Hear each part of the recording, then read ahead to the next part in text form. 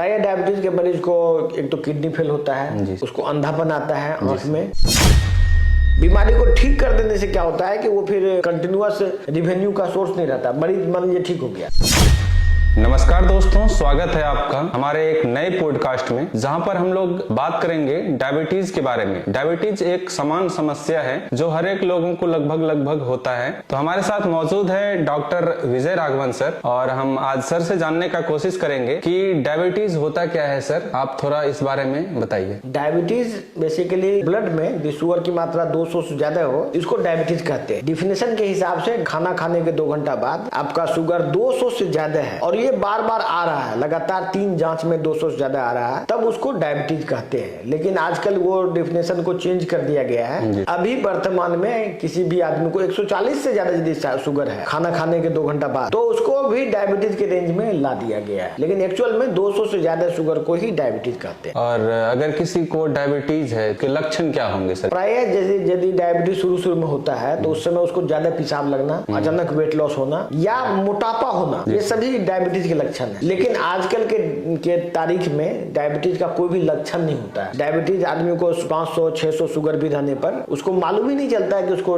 Sugar बढ़ा हुआ है। और अगर किसी को डायबिटीज हो गया है सर, तो अगर उसको परमानेंट ठीक करना हो तो क्या ये हो सकता है? क्या परमानेंट ठीक डायबिटीज? देखिए, डायबिटीज परमानेंट ठीक हो सकता है, नहीं हो सकता है। इससे पहले आपको ये जानना जरूरी है कि डायबिटीज होता क्यों है। जी सर। डायबिटीज के बारे में शुरुआत से ही ये धारणा रही है कि डायबिटीज इंसुलिन की कमी से होता है। लेकिन इंसुलिन की कमी से होने वाला डायबिटीज को टाइप 1 डायबिटीज कहते हैं। और ये जो हम लोगों को डायबिटीज जो देखते हैं, प्राय 90% या 99% डायबिटीज जो है ये टाइप 2 डायबिटीज है। टाइप 1 डायबिटीज जो कि इंसुलिन की कमी से होता है, एक अलग डायबिटीज है। और ये टाइप 2 डायबिटीज जो जितना लोगों को हो रहा है वो सभी इंसुलिन की अधिकता से हो रहा है। टाइप 2 डायबिटीज क्योरेबल है। टाइप 2 डायबिटीज को यदि प्रॉपर ट्रीटमेंट किया जाए तो वो ठीक हो जाएगा। ये कोई बड़ी बीमारी नहीं है। ये बीमारी माल न्यूट्रिशन से होता है। ये जो हम लोग हाइब्रिड फूड खाते हैं, जो चावल दाल जो खा रहे हैं, वो हाइब्रिड है। हाइब्रिड में न्यूट्रिशन डेफिशिएंट है। इसी वजह से ये सब टाइप 2 डायबिटीज लोगों को हुआ है। और प्लस उसमें बहुत सारे चीज रेस्पॉन्सिबल है डायबिटीज में। यदि उस कारण का इलाज किया जाए तो डायबिटीज क्योर हो सकता है, टाइप 2 डायबिटीज। और टाइप 1 डायबिटीज का भी एक कारण है, वो ऑटो इम्यून डिजीज है। यदि बचपन में ही उसको जिस समय उसको हुआ है उस समय यदि इलाज किया जाए तो टाइप 1 डायबिटीज भी क्योरेबल है। जी सर। डायबिटीज के कारण सर शरीर में कौन कौन सी समस्याएं दिख सकती है सर? प्राय डायबिटीज के मरीज को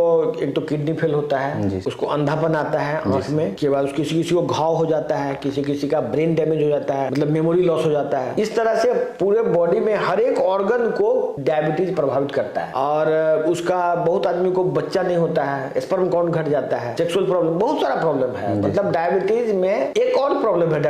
डायबिटीज में क्या होता है कि शुगर को कंट्रोल करना वो चाहता है बेचारा। वो शुगर कंट्रोल करते करते ऐसा एंजाइटी डिप्रेशन में फंस जाता है वो कि वो फिर डिप्रेशन का मरीज भी बन जाता है। तो डायबिटीज बहुत सारा रोग का कारण बन जाता है लॉन्ग रन। डायबिटीज के इलाज में सर मेटाबॉलिक ट्रीटमेंट जो है वो कितना कारगर हो सकता है सर? मेटाबॉलिक ट्रीटमेंट बोले तो एलोपैथिक उपचार एक होता है। एलोपैथिक उपचार और मेटाबॉलिक उपचार में क्या फर्क है? मेटाबॉलिक उपचार में हम लोग बॉडी के मेटाबॉलिज्म को ठीक करके बीमारी का इलाज करते हैं। यदि मेटाबॉलिज्म ठीक करते हैं तो सारा बीमारी ठीक हो सकता है। मेटाबॉलिक ट्रीटमेंट ही एकमात्र पद्धति है जिससे कि बीमारी ठीक होने की बात की जाती है। ये पद्धति पहले एलोपैथिक का ही पार्ट था। जब आज से 20-25 साल पहले जो पुराना बुक्स है उसमें एलोपैथिक में भी एक सिम्प्टोमेटिक ट्रीटमेंट होता था और एक मेटाबॉलिक ट्रीटमेंट होता था, जो अभी मेटाबॉलिक ट्रीटमेंट नेचुरोपैथी का पार्ट हो गया है। क्योंकि एलोपैथिक में मेटाबॉलिक ट्रीटमेंट को वहां से डिलीट कर दिया गया। क्यों?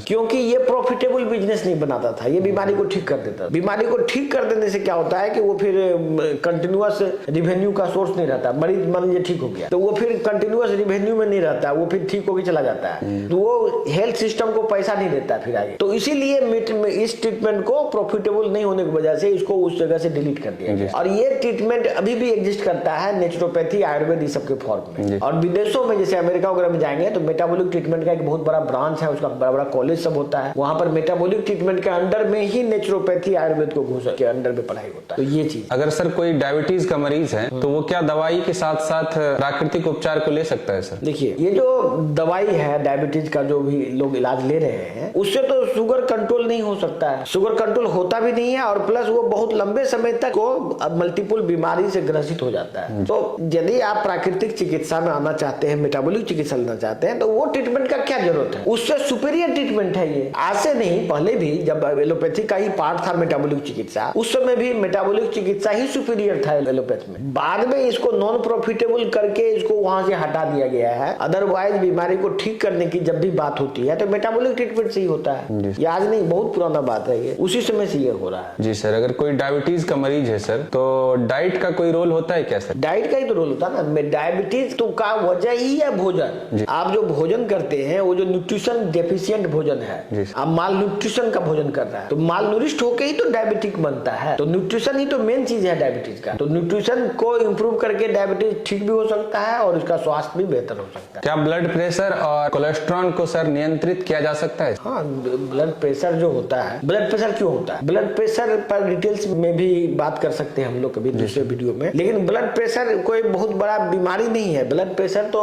आपके शरीर का ही सिस्टम है। ब्लड प्रेशर तो अपने शरीर को बचाने के लिए ही ब्लड प्रेशर है ना। मतलब इनको नियंत्रित रखा जा सकता है? नियंत्रित रखा जा सकता है और उसको कंट्रोल किया जाता है नेचुरोपैथी से, प्राकृतिक चिकित्सा से ब्लड प्रेशर को कंट्रोल किया जाता है, योगासन से किया जा सकता है, और भी टेक्निक है जिससे ब्लड प्रेशर को कंट्रोल किया जाता है। लेकिन ब्लड प्रेशर को कंट्रोल करने का कोई फायदा नहीं है। यदि आप ब्लड प्रेशर को कंट्रोल भी कर लेंगे तो पर भी किडनी फेल हो जाता है, इसीलिए उसको कंट्रोल करने का कोई मतलब नहीं है। और कोलेस्ट्रॉल जो है, कोलेस्ट्रॉल तो आजकल के खान पान से होता है। जैसे कोई आदमी डाइट सोडा पीता है, सोडा ये जो थम्स अप ये सब सोडा वगैरह पीता है, तो उससे कोलेस्ट्रॉल बढ़ता है। प्लस ज्यादा कार्बोहाइड्रेट खाने से कोलेस्ट्रॉल बढ़ता है। तो ये कोलेस्ट्रॉल को कंट्रोल क्यों नहीं, भोजन से ही कंट्रोल हो जाता है। तो ये थे कुछ महत्वपूर्ण सवाल जो कि आपके सामने डॉक्टर विजय राघवन सर ने उनका जवाब दिया है। उम्मीद है कि आपको इस वीडियो के जरिए डायबिटीज कैसे सुधार हो सकता है, डायबिटीज के क्या लक्षण है, और डायबिटीज में हम कैसे कंट्रोल कर सकते हैं, और किस तरीके से मेटाबॉलिक के जरिए डायबिटीज को ठीक कर सकते हैं, आपने समझा होगा। अब मैं आपसे बात करूंगा एक नई वीडियो के साथ, डॉक्टर विजय राघवन सर के साथ, कि डायबिटीज में क्या खाना चाहिए और क्या नहीं खाना चाहिए, इसके बारे में डिटेल से। और अगर आपके परिवार में कोई भी डायबिटीज से पीड़ित है तो डॉक्टर विजय राघवन सर से मिल सकते हैं, संपर्क कर सकते हैं। आपको नंबर डिस्प्ले कर रहा होगा। तब तक आप इस वीडियो के बारे में कमेंट में अपना राय लिखिए कि आपको ये वीडियो कैसा लगा और कैसा नहीं लगा।